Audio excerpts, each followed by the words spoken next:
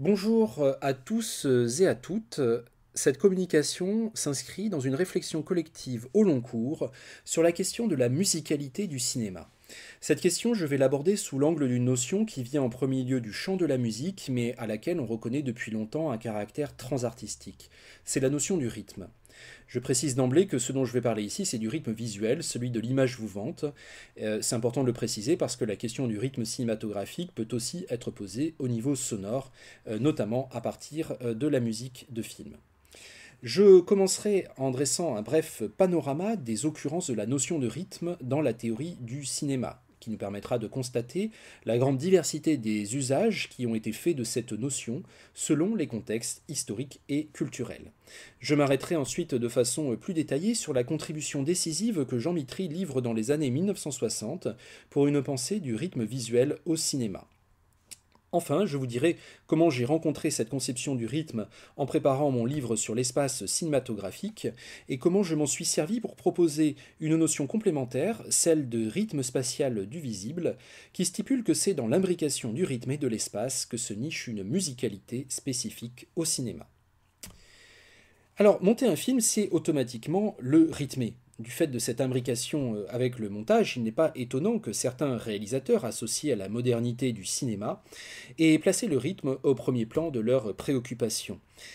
Par exemple, Andrei Tarkovsky, qui dans son livre Le temps scellé, fait du rythme le maître tout-puissant de l'image cinématographique, car le rythme commande l'expression du flux du temps à l'intérieur du plan. Comme on le voit, dans ce plan à la fois contemplatif et animé d'une foule de micro-mouvements qui semblent décrire le rapport au monde du personnage de la mère au début de son film Le Miroir. Le rythme est également central dans la conception du cinéma exprimée par Orson Welles, qui cherche un rythme exact entre un cadrage et le suivant. Pour moi, écrit-il, ou dit-il, l'essentiel c'est cela, le battement. Comme dans cette séquence où le monde d'Othello s'emballe en même temps que son cœur, suite à la révélation de l'infidélité de Desdémone. Révélation calomnieuse, bien sûr.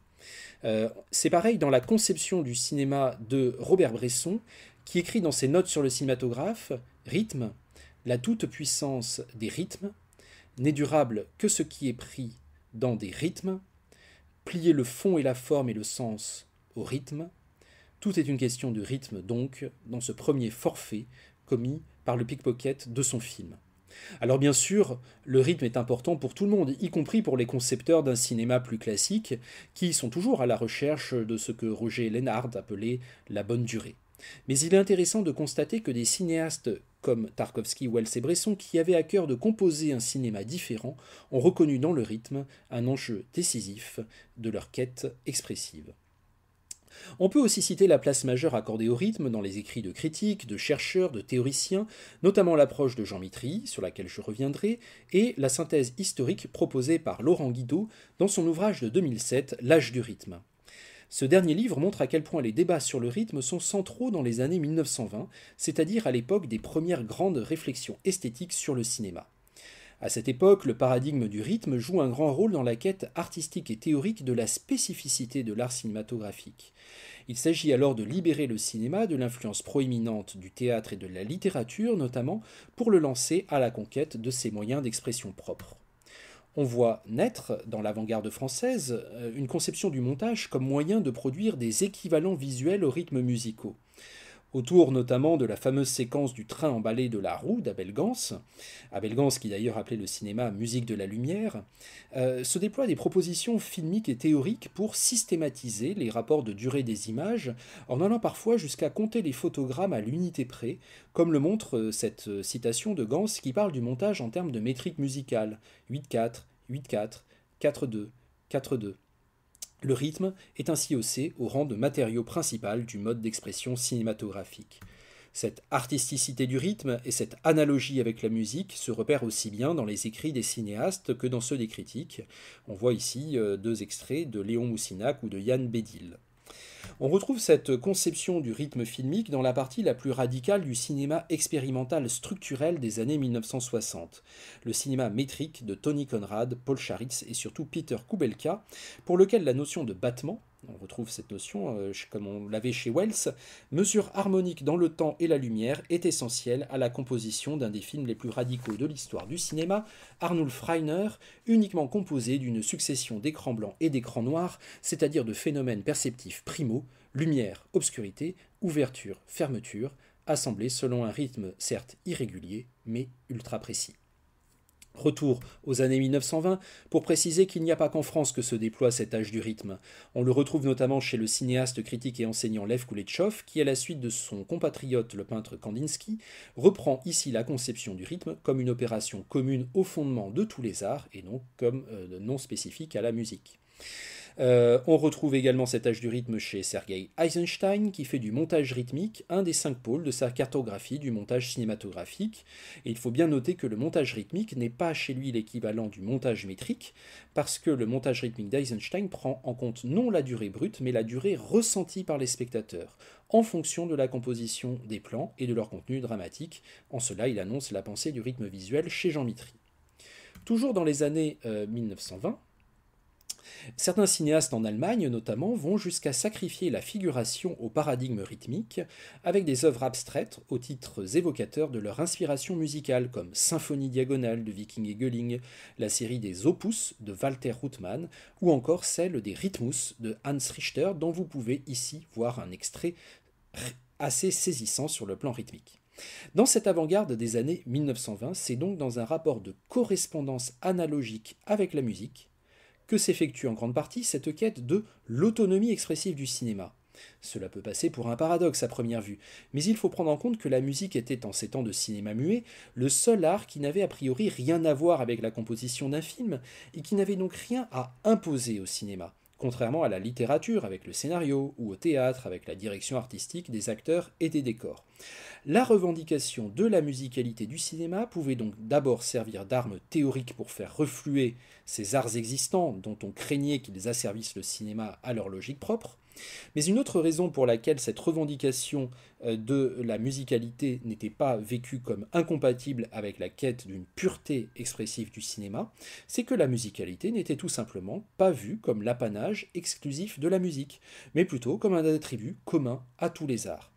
Dans ce paradigme musicaliste, très présent à cette époque, la notion de musicalité sert surtout à affirmer la puissance d'abstraction des arts visuels, afin de leur permettre d'échapper, au moins partiellement, à l'obsession conservatrice du motif narratif, du contenu figuratif, et de leur permettre de faire vibrer l'âme par autre chose que la copie du monde, autrement dit par le jeu libre des formes.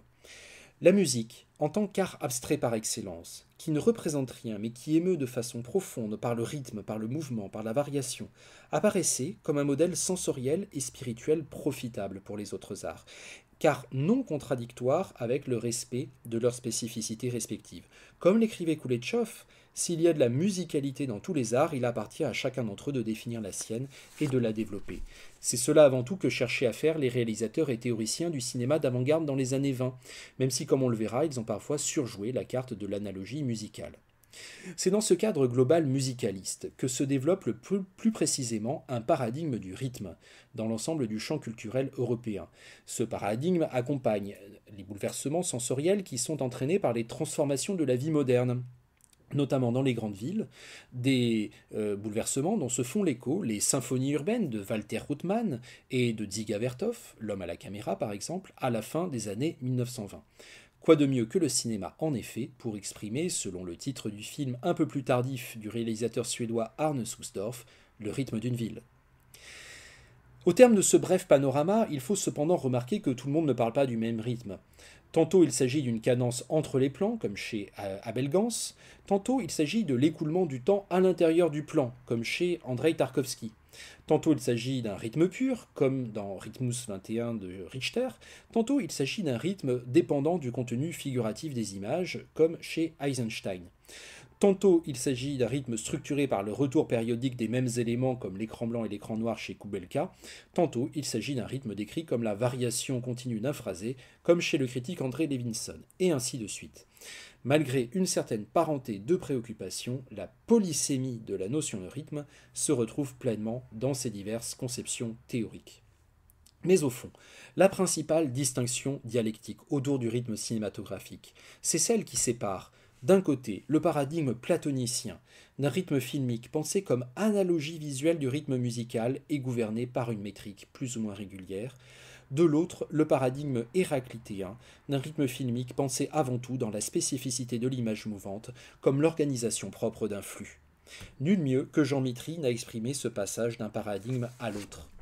Dans l'avant-garde des années 1920, le paradigme rythmique dominant est celui de l'analogie visuelle avec le rythme-cadence de la musique. Autrement dit, la façon dont certains éléments visuels, comme par exemple les cuts du montage dans la roue ou les retours périodiques de motifs à l'image comme dans le ballet mécanique, contribuent à scander la régularité du défilement des images. Ce qui va souvent avec la représentation d'un monde métrique où les mouvements des humains et ceux des machines se confondent. Un monde que l'on peut juger aussi bien exaltant qu'effrayant. Quelle que soit la réussite artistique que l'on accorde à ces expérimentations, Mitry leur présente deux objections majeures. D'abord, une réserve sur le plan psychoperceptif. Le souci de composition rythmique musicale des images n'entraîne pas sa réception dans les mêmes termes par les spectateurs. La plupart des écrits sur le rythme des années 20 franchissaient sans coup férir la frontière entre la perception optique et la perception auditive des rythmes. Ils admettaient à ce niveau plus ou moins explicitement une certaine similarité dans les facultés de l'œil et de l'oreille à saisir des phénomènes de mouvement et de variation. Le cinéma muet pouvait ainsi, pour ses conceptions, littéralement composer de la musique pour les yeux, comme il existe de la musique pour les oreilles. C'est ce point que conteste Mitry, en se fondant sur les capacités différentes de l'œil et de l'oreille à percevoir les rapports de temps, l'œil repérant très mal les rapports de durée dès que ceux-ci deviennent un peu subtils. Donc Mitry admettrait bien que l'on puisse composer des rythmes visuels sur le même modèle que les rythmes musicaux, mais il conteste que l'on puisse placer ces rythmes visuels dans un rapport d'analogie perceptive du point de vue du résultat produit sur les spectateurs, car l'organisation visuelle du rythme des images ne peut pas être perçue aussi clairement que l'organisation sonore du rythme de la musique. Aussi, pour Mitry, les tentatives de transposition du rythme musical dans la forme visuelle du film n'aboutissent qu'à des relations mesurées au chronomètre, qui ne sont pas ressenties et perçues comme un rythme. Sans la prise en compte du contenu visuel des images, ces jeux sur les rapports de durée des plans sont selon lui inexpressifs. Cela nous amène à l'autre raison pour laquelle Mitry conteste l'analogie des rythmes filmiques et musicaux. C'est une raison qui a trait aux caractéristiques ontologiques des médiums concernés. Le rythme musical n'existe que pour lui-même, dans la mesure où on peut dire que la musique ne représente rien. Alors que le rythme en cinéma entraîne la plupart du temps des images qui ont elles-mêmes un contenu figuratif et un sens dramaturgique. Or, pour Mitry, ces éléments concrets sont trop contraignants en termes d'attention perceptive pour laisser passer le rythme à l'état pur. Le rythme filmique est donc nécessairement subordonné aux choses vues, dont il ne peut qu'organiser l'exposition. Il n'est pas auto-signifiant, comme peut l'être le rythme musical. Bref, le rythme filmique est, selon Mitry, une structure impérieusement déterminée par le contenu. Pour résumer, même si les concepteurs de films règlent les cuts du montage de façon parfaitement métronomique, non seulement l'œil du spectateur ne percevra pas cette régularité, mais en plus ce rythme-cadence chronométré sera mis à mal par la variation de la durée ressentie des plans, laquelle dépend de leur contenu respectif.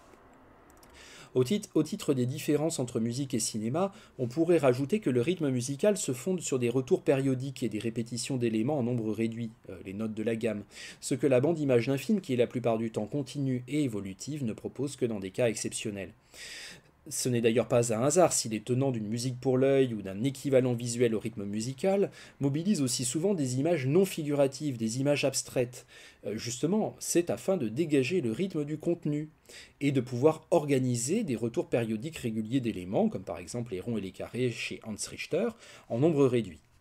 Mais Jean Mitry leur dénie toute signification intrinsèque. Selon lui, ce rythme temporel pour la vue, j'insiste sur temporel, ne provoque aucun sentiment, son effet est purement décoratif.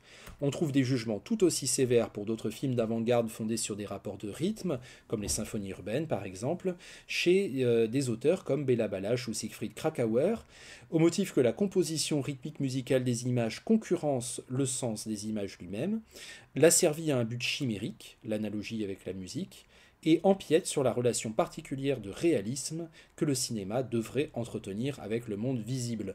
Mitry leur emboîte le pas lorsqu'il soutient que le rythme filmique doit être la conséquence d'un ordre nécessaire relatif au contenu des images et ne saurait, comme le rythme musical, jouer le rôle d'une structure organisatrice qui aurait primauté sur ce qu'elle organise. Sur la question de la valeur artistique des films abstraits, je marquerai une différence avec Jean Mitry, et pour ce faire, je vais m'appuyer sur une autre partie de sa théorie du rythme, celle dans laquelle il tente de définir ce que pourrait être un rythme visuel autonome au cinéma. Je ne conteste pas le fait que les films expérimentaux abstraits et cadencés échouent à produire un équivalent pour la vue du rythme musical. Sur ce point, je suis d'accord avec Mitry. Vouloir créer au cinéma un rythme comparable au rythme musical, c'est se heurter à une impossibilité manifeste. Cela n'enlève pas grand-chose à l'apport des cinéastes, critiques et théoriciens d'avant-garde qui opéraient dans le paradigme de la musique des images. Certes, leurs écrits et expérimentations reposaient sur des postulats psychoperceptifs approximatifs, mais cela les a amenés à composer finalement des œuvres puissantes et à écrire des contributions théoriques décisives pour arracher le cinéma aux conventions du théâtre filmé ou de la littérature illustrée, en insistant notamment sur la puissance du montage en tant qu'outil expressif spécifique. Il faut cependant bien prendre la mesure de ce qui distingue d'un côté un rythme filmique pensé comme l'analogie visuelle du rythme musical, c'est-à-dire au fond un rythme exclusivement temporel, comme c'est le plus souvent le cas dans les années 1920, et de l'autre un rythme filmique pensé avant tout dans la spécificité de l'image en mouvement, et donc incluant des rapports spatiaux, comme nous y invite Mitry dans les années 1960. Dans le premier cas, on en reste le plus souvent à un rythme platonicien gouverné par la métrique. Dans le second, on se situe plutôt dans le cadre d'un rhythmos héraclitéen, conçu comme une modalité d'écoulement, c'est-à-dire comme l'organisation propre d'un flux. L'intérêt de cette approche héraclitéenne du rythme, c'est qu'elle permet d'englober des formes d'organisation du mouvement qui échappent à la métrique ou au tempo régulier. Elle se révèle d'une grande utilité donc pour comprendre le rythme cinématographique comme forme non pas exclusivement temporelle, mais spatio-temporelle. C'est à partir de cette conception héraclitéenne du rythme que Mitry essaie de définir un rythme qui pourrait devenir un pouvoir signifiant principal du cinéma. C'est-à-dire non pas un rythme musical qui viendrait d'ailleurs et qu'on appliquerait au film, mais au contraire un rythme qui serait le principe même de la vie du film. En somme, il s'agit de définir un rythme visuel qui soit non pas l'équivalent pour la vue de ce que le rythme musical est à l'oreille, mais qui assure au cinéma la même fonction centrale dans le processus de composition que celle que le rythme sonore assure dans le domaine de la musique.